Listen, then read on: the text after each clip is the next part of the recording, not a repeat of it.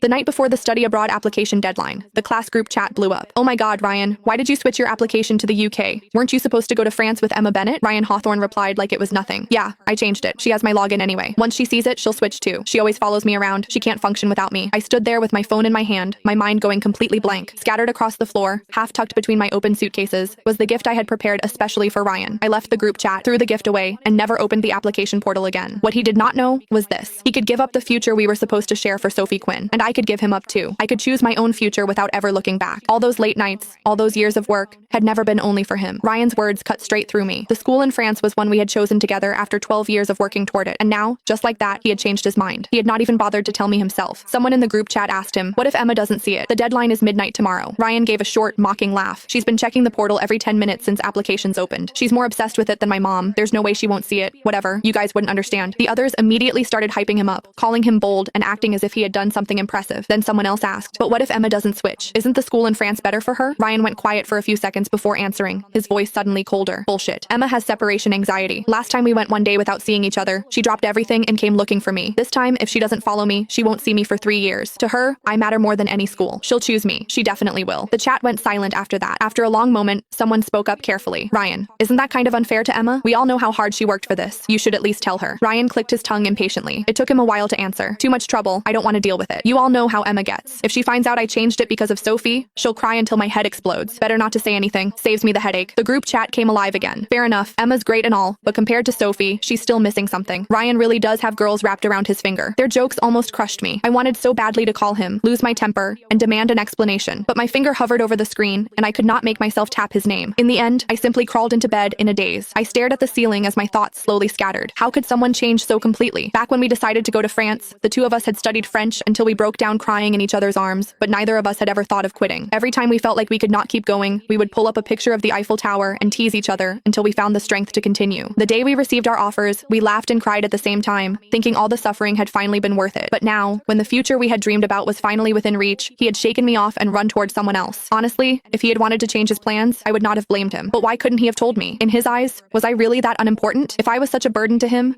then what was the promise he had made when he proposed to me so carefully that night? Had the hour been too late, the lights too dim, for him to know who was standing in front of him? I wrapped my arms tightly around myself, hid in the dark, and sobbed without holding back. The truth was, I could live without him. I did not have separation anxiety at all. Ever since we were children, whenever he and I chose different schools or different classes, he would become moody for no clear reason. He only calmed down after seeing me, so I had kept walking steadily along my own path while bringing him with me. Ryan was right about one thing. I had always included him in the future I imagined for myself. When it did not harm my own prospects, I was willing to pay